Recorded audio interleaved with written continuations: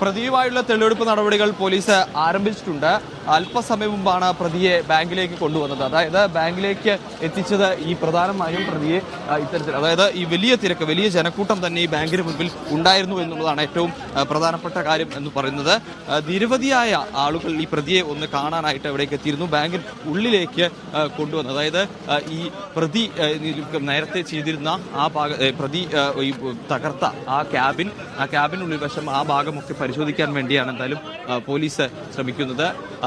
അതിനുള്ളിലേക്കുള്ള സുരക്ഷ, അതായത് പ്രതി ഈ തകർത്ത ക്യാബിനുള്ളിലേക്ക് എത്തിച്ചും അവിടെ ഉള്ള പരിശോധനകളും തെളിവെടുപ്പും ഒക്കെ തന്നെ പോലീസ് ആരംഭിച്ചിട്ടുണ്ട്.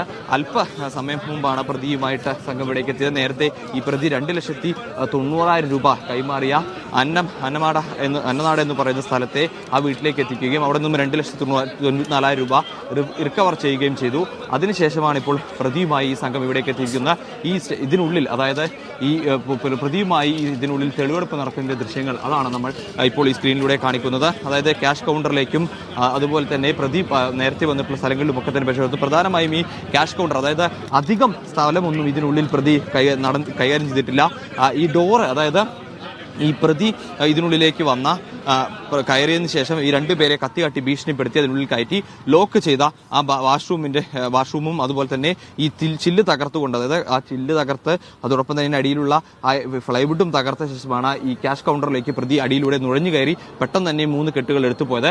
അപ്പോൾ ആ ഭാഗത്തുമാണ് പ്രധാനമായും ഈ ഇത്തരത്തിൽ ഈ തെളിവെടുപ്പ് നടത്തേണ്ടി വരിക. കാരണം മറ്റു സ്ഥലങ്ങളിലൊന്നും പ്രതി സഞ്ചരിച്ചില്ല. നമുക്കറിയാം 3 നിമിഷത്തിൽ താഴെ സമയം മാത്രമാണ് പ്രതി ഉപയോഗിച്ചുള്ളത്. അതിനുള്ളിൽ തന്നെ പ്രതി ഈ പണവുമായി കടന്നു കളഞ്ഞു. കയ്യിൽ കിട്ടിയ പണവും എടുത്തുകൊണ്ട് കടന്നു കളഞ്ഞു എന്നുള്ളതാണ് ഏറ്റവും പ്രധാനപ്പെട്ട കാര്യം. വളരെ ദ്രുതഗതിയിൽ നടന്ന ഒരു മോഷണം, അതാണ് ഒരു കവർച്ച, അതാണ് ഇവിടെ ഉണ്ടായത്. അപ്പോൾ അതിൽ നിന്നുള്ള തെളിവെടുപ്പാണ് നടത്തുന്നത്. സ്വാഭാവികമായും ഈ ബാങ്ക് ജീവനക്കാരെ, അതായത് ഈ ബാങ്ക് ജീവനക്കാരെ പ്രതിയെ കാണിച്ച്, അതായത് ഈ അവിടെ ഉണ്ടായ സംഭവങ്ങളൊക്കെ തന്നെ സ്വാഭാവികമായും വിശദീകരിക്കും. പ്രതി എന്താണ് ചെയ്തതെന്ന കാര്യത്തെക്കുറിച്ചൊക്കെയുള്ള ഒരു വിശദീകരണം പോലീസിന് ഇതിനുള്ളിൽ വെച്ച് നൽകും. അത് സ്വാഭാവികമാണ്. അത്തരത്തിൽ ആ ഒരു നടപടിയിലേക്ക് സ്വാഭാവികമായും ഇവർ കടക്കും. അപ്പോൾ ആ രീതിയും ഒക്കെ തന്നെ ഉണ്ടാകും. അത്തരത്തിലുള്ള തെളിവെടുപ്പ് തന്നെയാണ് ഇതിനുള്ളിൽ നടത്തുന്നത്.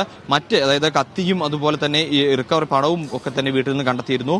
പിന്നീടുള്ള ഈ ജാക്കറ്റും അതൊക്കെ തന്നെ പ്രതി നേരത്തെ തന്നെ കത്തിക്കുകയും ചെയ്തിട്ടുള്ളതാണ്. അപ്പോൾ ഈ ബാങ്കിനുള്ളിൽ വെച്ച് ഇതെങ്ങനെയാണ് ഈ കൃത്യം ചെയ്തത്, അല്ലെങ്കിൽ എങ്ങനെയാണ് ഈ കവർച്ച നടത്തിയത് എന്നതിന്റെ ഒരു ഡെമോൺസ്ട്രേഷൻ, അല്ലെങ്കിൽ അതിന്റെ ഒരു വിവരണമൊക്കെ തന്നെ പ്രതിയിൽ നിന്നും ചോദിച്ചത്. അതായത് സ്വാഭാവികമായിട്ടുള്ള ഒരു തെളിവെടുപ്പ് രീതി തന്നെയാണ്. ഈ കൃത്യം നടത്തിയ സ്ഥലത്തെത്തി എങ്ങനെ കൃത്യം നടത്തി എന്ന് ചോദിക്കുന്നു എന്നുള്ളതാണ്. അപ്പോൾ പ്രതി സ്വാഭാവികമായും അത് കാണിച്ചു കൊടുക്കും. അതായത് എവിടെ തകർത്തു, വാതിലിന്റെ ഏത് ഭാഗം തകർത്തു, എവിടെ നിന്ന് എങ്ങനെ തകർത്ത് ഉള്ളിലേക്ക് കയറി, ഏത് വഴി ഉള്ളിലേക്ക്. ബാങ്ക് മോഷണ കേസിലെ പ്രതിയെ ഇപ്പോൾ ബാങ്കിലേക്ക് കൊണ്ടുവന്നിരിക്കുകയാണ് തെളിവെടുപ്പിനായി. അഖിലാണ് വിവരങ്ങൾ നൽകിയത്.